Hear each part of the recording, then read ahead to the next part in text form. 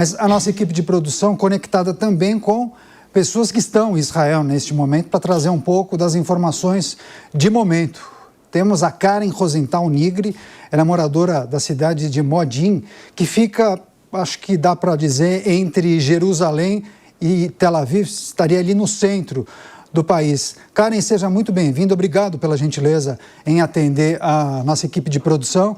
Queria que você nos contasse qual é a situação de momento, quais foram as orientações passadas pelas autoridades em Israel. Sabemos que há uma diferença muito grande entre o aparato bélico-militar, por exemplo, utilizado por Hamas, do que aquele que possui o Irã. Então, naturalmente, a chegada de um míssil balístico demoraria menos tempo. Então, a partir disso, quais são as orientações das autoridades em Israel? Bem-vinda. Obrigada, muito obrigada pelo convite, muito obrigada pelo espaço, para a gente poder passar um pouco do que está acontecendo aqui em Israel, do ponto de vista de quem mora aqui. A verdade é que o país inteiro foi acordado às 8 horas da manhã, com um alerta nos telefones, avisando que Israel estava abrindo um ataque preventivo contra o Irã, que as pessoas então não saíssem de perto dos bunkers de casa, ou enfim, de áreas protegidas, que estivessem perto de áreas protegidas. A partir daí, só cerca de 2 horas depois, umas 10 horas da manhã, é que começaram a tocar as primeiras sirenes, realmente para as pessoas entrarem dentro do bunker, e assim foi ao longo do dia todo. Mas uma coisa que você fez essa comparação, né, entre os mísseis do Hamas e os mísseis do Irã, na verdade, os mísseis do Hamas, por estarem muito mais próximos, né, o Hamas em Gaza, a gente tem aqui, por exemplo, em Modin, 90 segundos para entrar dentro do bunker. Porque como eles estão mais perto, mesmo que sejam armamentos mais precários, né, menos avançados, eles chegam muito mais rápido por causa da distância. No caso do Irã, é um pouco diferente, porque mesmo sendo mísseis balísticos, a distância é muito grande. Então, o que acontece desde a guerra anterior, né, que teve em junho de 2025, é que Israel consegue identificar os mísseis sendo lançados lá do Irã, consegue avisar a população, olha, identificamos lançamentos, daqui a alguns minutos esperem as sirenes, porque isso já dá mais um tempo de preparação para as pessoas. E aí, quando realmente eles identificam onde estão os pontos de interceptação, ou onde podem cair destroços, ou onde o míssil pode, de fato, cair, aí sim eles mandam um alerta específico para as cidades, ou para as partes das cidades que estão em risco, para as pessoas entrarem imediatamente no abrigo. É assim que funciona. Então, a gente passou hoje o dia inteiro num entra e sai, de bunker, foram várias vezes, mas, por outro lado, uma coisa bastante interessante foi que, diferente da guerra no ano passado, onde o Irã lançava baterias de mísseis muito grandes, com dezenas, às vezes centenas de mísseis de uma vez só, dessa vez a gente vê que a capacidade militar do Irã está extremamente abalada, porque apesar deles terem mandado várias baterias, eram baterias com poucos mísseis. Dá a impressão que o objetivo era mais colocar o país inteiro nos bunkers, né, dar essa sensação de risco e de perigo, do que de fato atingir algum alvo específico. Todos os mísseis, o que as IDF reportaram, que todos os mísseis foram interceptados, todos os lançamentos iranianos, tiveram alguns pontos de queda de destroços, isso é normal, né, com a explosão da interceptação, e parece que uma pessoa ferida só levemente. Então, realmente, apesar de a gente ter ficado nesse entra e sai o dia inteiro, que é estressante para a gente, para as crianças, enfim, apesar disso, a gente vê essa diferença de que, assim, notavelmente, as capacidades militares iranianas estão muito menores do que estavam na última guerra. E isso graças aos ataques bem-sucedidos que Israel fez lá atrás. E também agora nesse ataque de abertura. Sem dúvida. Pois é, aspectos interessantes. Agora, Karen, como é que está a população com esse estado de guerra permanente? É preciso considerar que o israelense tenta tocar a sua vida. Naturalmente, respeita, claro, as orientações das autoridades. Mas vocês estavam às vésperas de comemoração de um feriado muito importante para Israel, que é o Purim, né? Queria que você contasse como é que é a organização, como é que a sociedade tem que administrar o dia a dia, mas ao mesmo tempo tendo de se proteger, né, desses ataques. Claro. Eu acho que já nos últimos, a gente passou por 2 anos, né, de guerra em Gaza, e não só em Gaza, né, em múltiplos frontes. Os comediantes aqui até brincam que é a guerra dentro da guerra, que você não sabe mais que começou a guerra, mas já estava em guerra. Como assim, uma guerra dentro da guerra?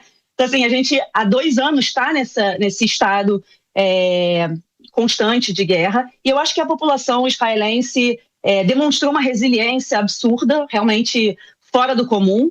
Você vê que próprios dados econômicos mostram que Israel cresceu nesse tempo, a economia de Israel está forte, investimentos estrangeiros batendo recordes, graças a essa resiliência do povo israelense.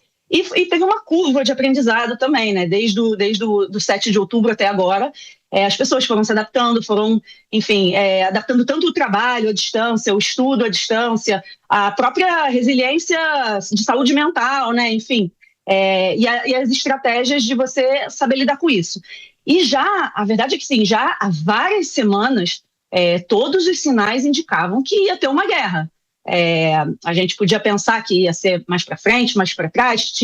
Já foi divulgado isso, que o ataque era para ter sido dia 14 de janeiro, o Trump tinha marcado, mas o Benjamin Netanyahu, o primeiro-ministro, pediu para adiar, porque ele achava que não ia ser suficiente. O ataque que estava sendo planejado pelos Estados Unidos não ia ser suficiente. Isso já foi divulgado por aqui, então é um fato. E aí sim pediram mais, e aí o que aconteceu foi que Netanyahu pediu mais tempo para pensar melhor, planejar melhor como seria esse ataque para atingir o objetivo, que é derrubar o regime teocrático, genocida do Irã. Então, já se falava aqui há várias semanas, enfim, dos acontecimentos, do que estava se desenrolando, e as pessoas já estavam se preparando, gente cancelando viagem, cancelando eventos, ou então deixando em stand-by, né? Enfim, não sabia o que ia acontecer. E o feriado de Purim chegando, que você lembrou, que isso é uma coisa que eu acho que é muito interessante a gente trazer também, do que se trata o feriado de Purim, porque é uma coincidência ou providência, né? A gente pode pensar, cada um escolha como enxergar, mas o fato é que esse sábado, o sábado, Shabat, antes da festa de Purim, tradicionalmente todos os anos, os judeus do mundo inteiro, não só Israel, leem um trecho da Torá, né, da Bíblia, do Antigo Testamento, que se chama Parashat Zachor. É um trecho que fala, lembre-se. E do que fala esse trecho? Ele fala justamente que o povo judeu deve lembrar eternamente do que fez com a gente o povo de Amalek no deserto. E o povo de Amalek, dentro da tradição judaica, hoje em dia a gente não sabe exatamente quem foram os descendentes de Amalek, né? Teoricamente foi um povo extinto ou espalhado, não se sabe, mas era um povo que era, dentre vários inimigos que o povo judeu tinha nas épocas descritas pela narrativa bíblica, o povo de Amalek foi o único que recebeu esse status especial de um inimigo que deve ser eliminado completamente. Então, todo ano, o povo judeu lê na leitura da Torá, nesse Shabat, antes de Purim, esse trecho que fala sobre a destruição de Amalek. E a festa de Purim justamente fala sobre uma época, na época do rei Xerxes, da Pérsia, que um dos ministros tentou destruir o povo judeu, e, enfim, a gente conseguiu reverter essa situação, e o povo judeu foi salvo, e a Pérsia nada mais é do que o Irã. Então, eu acho que para o povo israelense é uma simbologia muito grande esse ataque preventivo israelense contra um regime teocrático no Irã, que grita morte à América, morte a Israel todos os dias. A gente poder, né, justamente na festa de Purim, tá como se fosse renovando a história, né, voltando à história. E, por outro lado, Purim é uma festa muito alegre, justamente porque foi uma festa que comemora uma salvação coletiva do povo. Então, é uma festa onde as crianças se fantasiam, parte da tradição, onde se troca presentes, amigos trocam presentes, onde se faz caridade para as pessoas pobres, onde se faz uma refeição festiva, e as crianças tem um dia que as crianças vão todas fantasiadas para a escola, que era para ser amanhã. Então, tem a frustração, claro, de não ter Purim, que é uma das festas mais alegres, se não a mais alegre, do calendário judaico. Então, tem essa frustração que, obviamente, está tudo cancelado, amanhã não tem dia de fantasia, os meus filhos estão aqui frustrados que não vai ter o dia de fantasia. Se Deus quiser que acabe essa guerra, elimine a ameaça e a gente possa fazer um dia de fantasias com tudo mais calmo.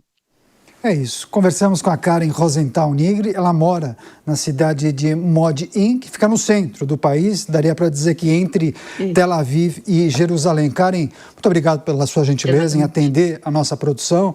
Boa sorte para você, para sua família. Fiquem em segurança e, se for possível, voltaremos a conversar muito em breve. Até a próxima. Muito obrigada pelo convite. Estou sempre disponível para falar. Quem quiser acompanhar o que está acontecendo aqui em Israel nas minhas redes, @fala.israel no Instagram, eu atualizo por lá também. Enfim, obrigada pelo espaço, obrigada por estarem levando aí para o público do Brasil o que acontece aqui através dos olhos de quem vive, muito importante. Sem dúvida, muito obrigado mais uma vez.